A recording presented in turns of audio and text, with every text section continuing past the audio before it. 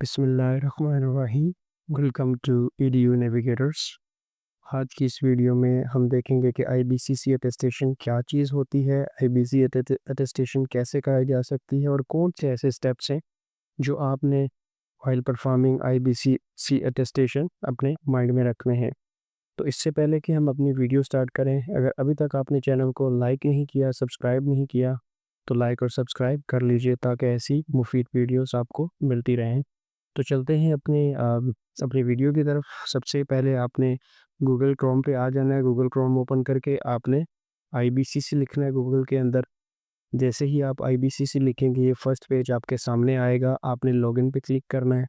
जैसे ही आप लॉगिन पे क्लिक करेंगे तो यहाँ पे आपको अटेस्टेशन पोर्टल मिलेगा। ठीक है, अब यहाँ पे चूँकि आपने आपका ऑलरेडी कंसिडरिंग कि यूज़र नेम नहीं बना हुआ, आपने यहाँ पे रजिस्टर पे आके क्लिक करना है। जैसे ही आप रजिस्टर पे आके क्लिक करेंगे, ठीक है, तो यहाँ पे कुछ डिटेल्स आपसे ये मांगेगा। ठीक है, जैसे यहाँ पे फर्स्ट नेम आपसे मांगेगा। आपने फर्स्ट नेम जिस तरह से आपके आईडी कार्ड के ऊपर है या जैसे आपकी एजुकेशनल डॉक्यूमेंटेशन के ऊपर है, उसी को आपने फॉलो करते हुए यहाँ पे फर्स्ट नेम लिखना है। ठीक है, यहाँ पे इसी तरह से आपने लास्ट नेम लिखना है। ठीक है, और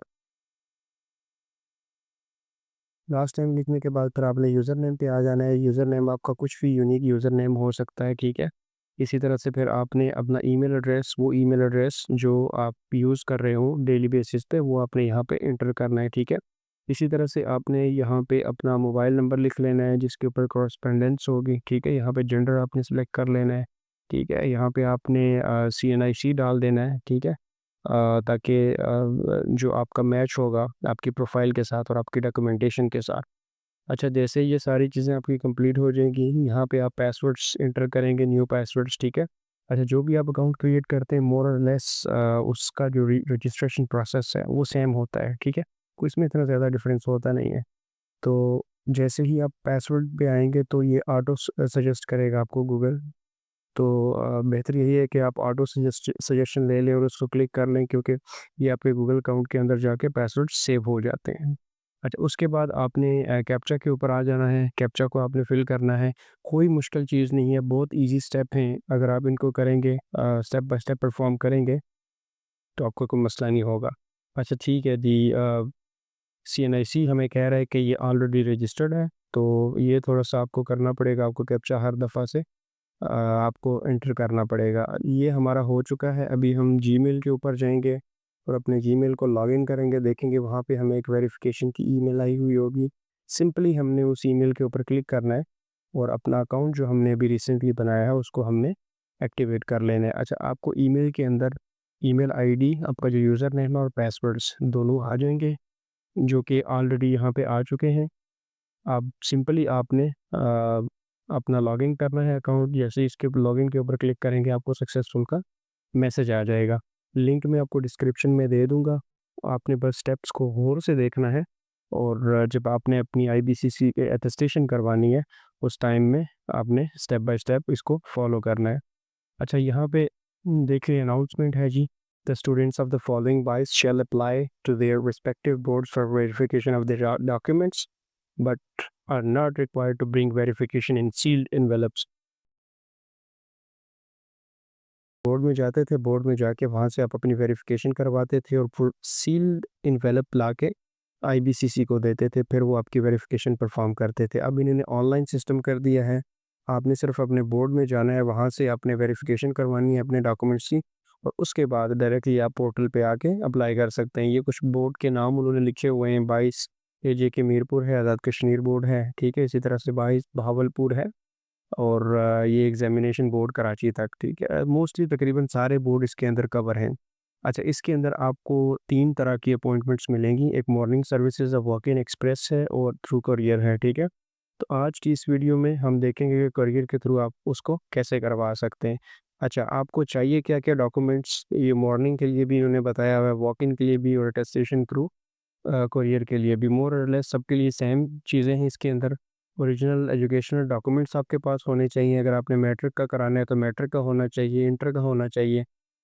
और अगर आपने सिर्फ इंटरमीडिएट की अटेस्टेशन करवानी है फिर भी आपके पास मैट्रिक की अटेस्टेशन होनी चाहिए, मैट्रिक की आपके पास सनद होनी चाहिए, या रिजल्ट कार्ड अगर आपके पास है तो वो होना चाहिए।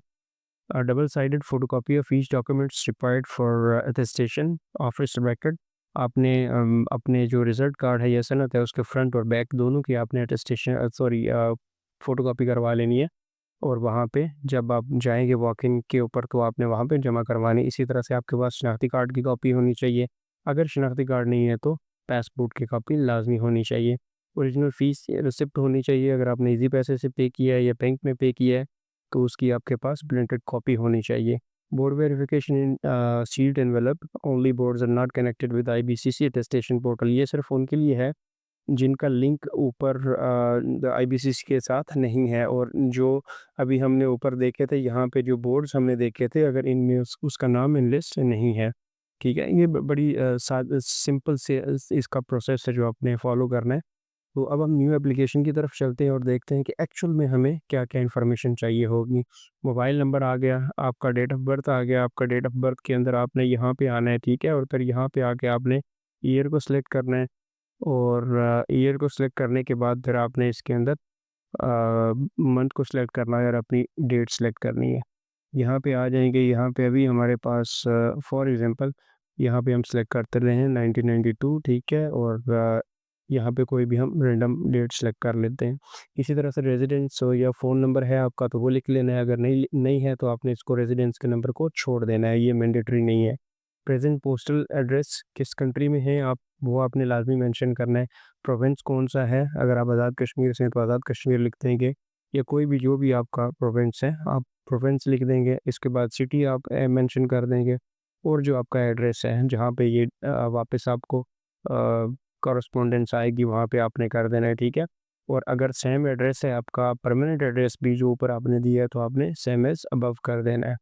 प्रेजेंट एम्प्लॉयमेंट ऑफ पेरेंट, अगर प्राइवेट जॉब है उनकी तो भी, अगर गवर्नमेंट जॉब है तो भी आपने यहाँ पे उसको इंटर कर देना है, ठीक है।